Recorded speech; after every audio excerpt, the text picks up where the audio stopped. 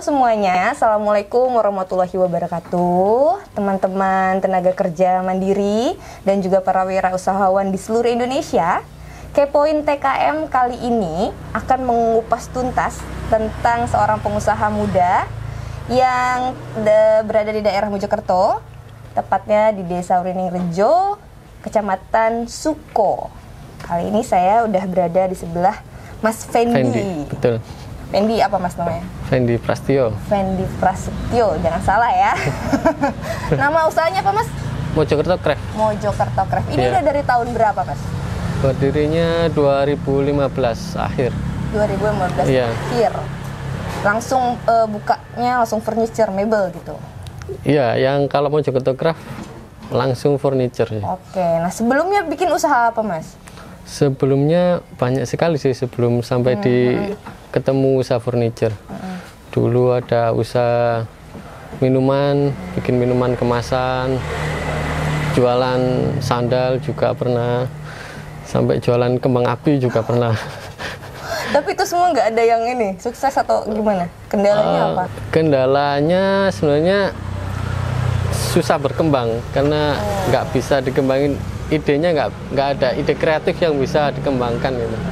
Kalau industri ini ada kreativitas yang bisa dijalankan gitu. Terus kenapa akhirnya milihnya udah deh furniture aja, mebel gitu? Panjang sebenarnya ceritanya. Wah oke, siap-siap dengerin ya. Kita siap dengerin nih. Kalau pada tahun 2015-an itu sebenarnya yang berkembang adalah usaha-usaha anak muda waktu itu.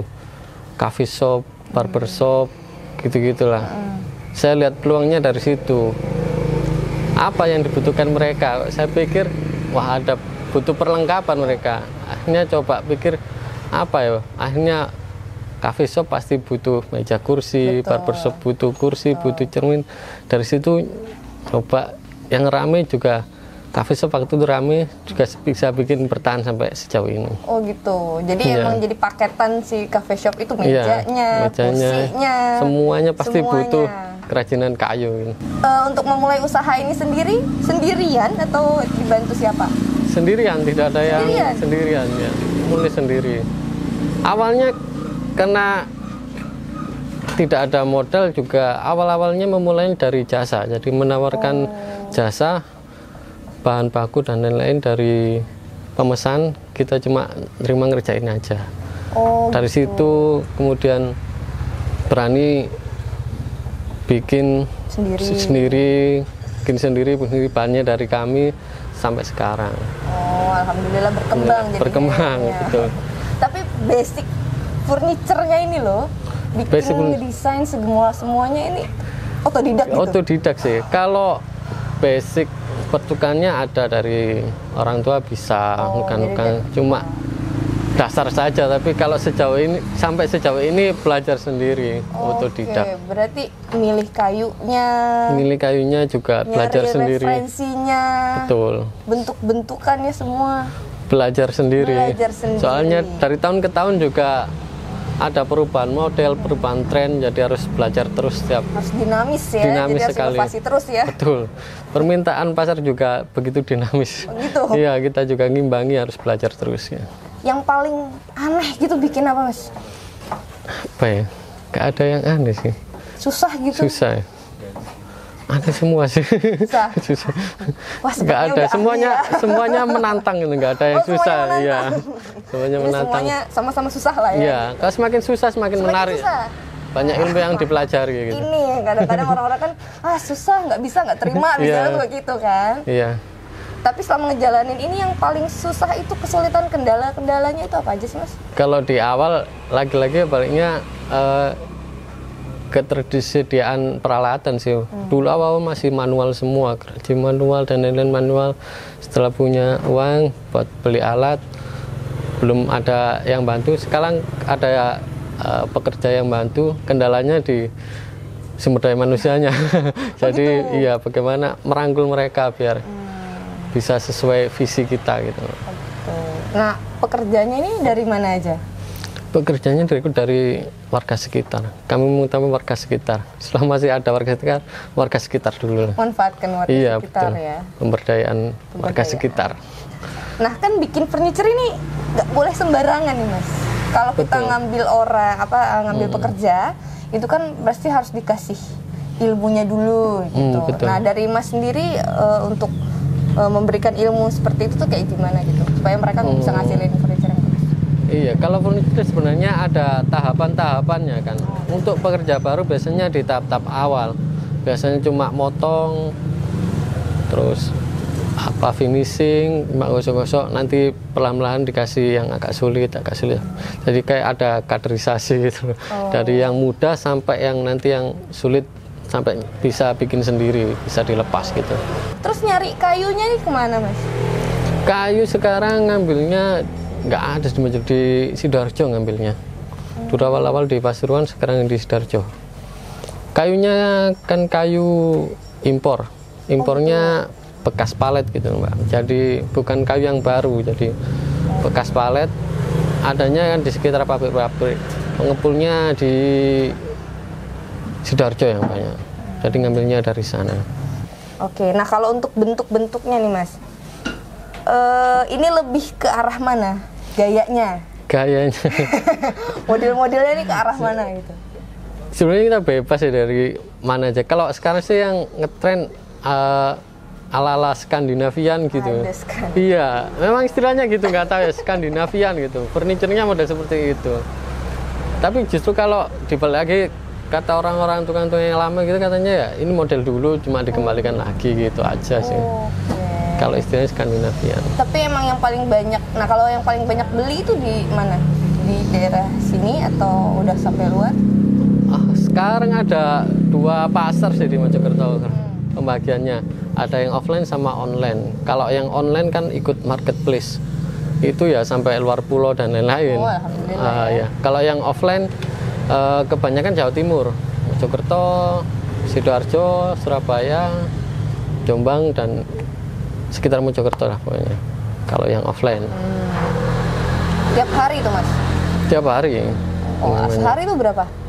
Pengiriman keluar sama yang offline, sama yang online juga? Sebenarnya nggak bisa ditentukan sih, tergantung. Kalau yang offline tergantung kesulitan barangnya. Kalau barangnya terlalu sulit ya biasanya satu pekerja bisa menyelesaikan 1 minggu. Kalau yang paling mudah bisa sehari, bisa berapa pitch gitu. Oh, banyak juga ya ternyata ya. Berarti emang memanfaatkan media sosial, marketplace segala macam. Iya, semua kita manfaatkan. Semua Iya. semua aplikasi itu dimasukin. Iya. Pokoknya segala sumber rezeki kita ambil semua gitu. Marketplace Semua atau tempat apa ya. dimasukin situ ya. Enggak Mas, kan kita juga semua udah tahu nih kenapa kita tiap hari jadi harus pakai masker nih udah 2 tahun terakhir. Iya, betul. Masa-masa pandemi nih sangat merugikan banyak aspek, terutama para wirausahawan juga nih. Terutama Mas juga pasti ngerasain banget nih. Betul. Pada saat itu Mas boleh nggak diceritain bagaimana kondisi Mojokerto Craft pada saat itu, naik turunnya, terus akhirnya bagaimana bisa bertahan sampai detik ini? Oke.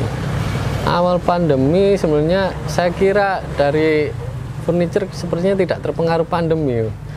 Awal-awal soalnya memang tidak terpengaruh, tapi setelah berjalan sekitar 6 bulanan, tiba-tiba pesanan offline itu benar-benar nol.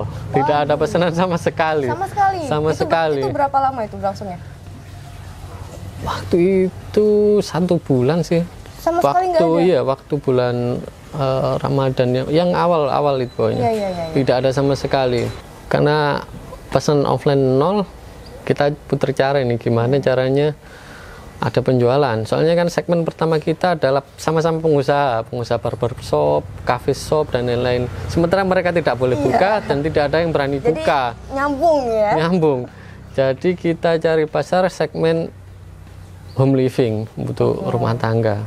Dan yang paling respon lewat marketplace. Dari situ mulai bangkit lagi.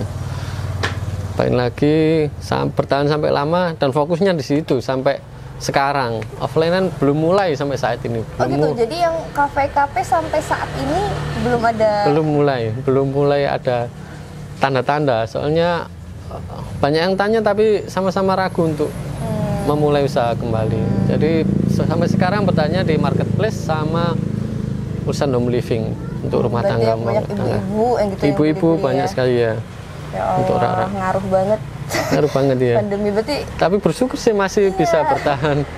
kita balik lagi ke pekerjaan nih Mas. Kalau kita ngomongin soal pandemi pasti kan banyak tuh yang di PHK, pengurangan gitu-gitu. Nah Mas sendiri melakukan itu nggak sama para pekerjanya?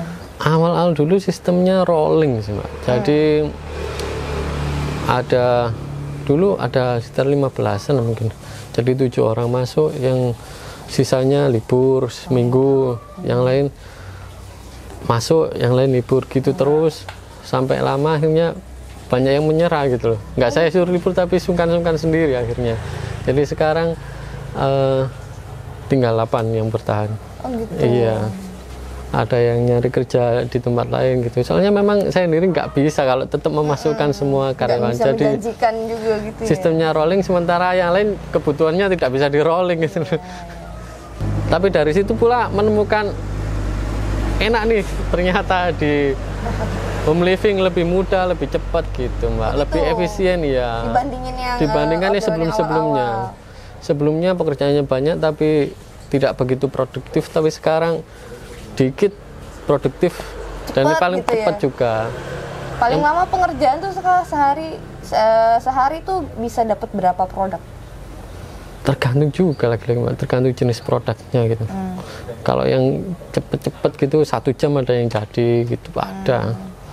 Tergantung kebutuhannya. Nah Mas, pas masa pandemi itu berarti omset langsung turun drastis atau gimana? Iya, omset lu langsung drastis, terjun bebas lah. Oh gitu? Iya, tapi cuma nggak terlalu lama, cuma setahun setelah menemukan metode penjualan yang baru dan segmen-segmen baru tadi sudah mulai pulih kembali. Normalnya tuh Mas, normalnya tuh sebulan itu dapat berapa sih Mas? Kalau kotor sekitar 50-an sih Mbak. 50? Iya. Okay. Kalau pandemi ya separuhnya nggak sampai Mbak. Separuhnya nggak sampai. Sekarang kalau keuntungannya jauh lebih banyak dari yang sebelum pandemi malahan. Meskipun sekarang pandemi tapi sudah bangkit menurut saya. Ya, alhamdulillah. Di segmen yang lain. Oke. Nah ini teman-teman, salah satu inspirasi yang bisa kita dapatkan dari seorang Mas Fendi ya, bertahan di masa-masa pandemi gitu. Mas mungkin bisa kasih tips nggak buat teman-teman yang pengen memulai usahanya nih Mas? Pasti betul. Banyak yang nyerah di tengah jalan dengan kata lain kayak udahlah ini nggak laku, udah stuck diem selesai aja gitu. Kan pasti kalau Mas Fendi kan nggak, udah ini gagal, itu gagal, semua gagal, tapi akhirnya bisa nemuin mebel ini, furniture ini gitu. Boleh kasih tips nggak ke teman-teman? Apa ya? Pertama sih terus belajar sih, belajar terus inovasi. Tapi yang penting menurut saya pandai baca peluang sih. Sebenarnya dari situasi apapun peluang itu ada. Mau pandemi mau apa, peluang pasti ada. Hanya kita yang perlu pandai membaca peluang itu. Kuncinya ya belajar. Oke, berarti peluang tuh sebenarnya ada di mana aja ya. Kalau misalnya kita bisa ngelihat, dan itu pasti bakal bisa jadi peluang untuk usaha kita gitu ya. Iya. Nah supaya bertahan gitu loh Mas, kalau misalnya udah pasti kan peluang udah ada nih. Betul. Ya dapat nih, wah ada nih peluang nih, bisa nih aku jualan ini nih di sini gitu. Tiba-tiba drop aja. Gitu. Mungkin jangan panik sih, biar bisa berpikir sih. Soalnya prinsip bertahan juga harus ada inovasi soalnya. Jadi terus berinovasi. Kalau ini nggak laku ya cari yang lain, cari terus gitu sih. Konsisten ya. Terus memperbarui terus ya, upgrade produk, upgrade apa, terus di-upgrade pokoknya. Jangan coba berhenti ya nggak laku selesai ya udah. Ya gimana caranya laku gitu loh. Prinsipnya gitu. Dapat duit aja. Dapat duit. Apapun jadiin duit pokoknya.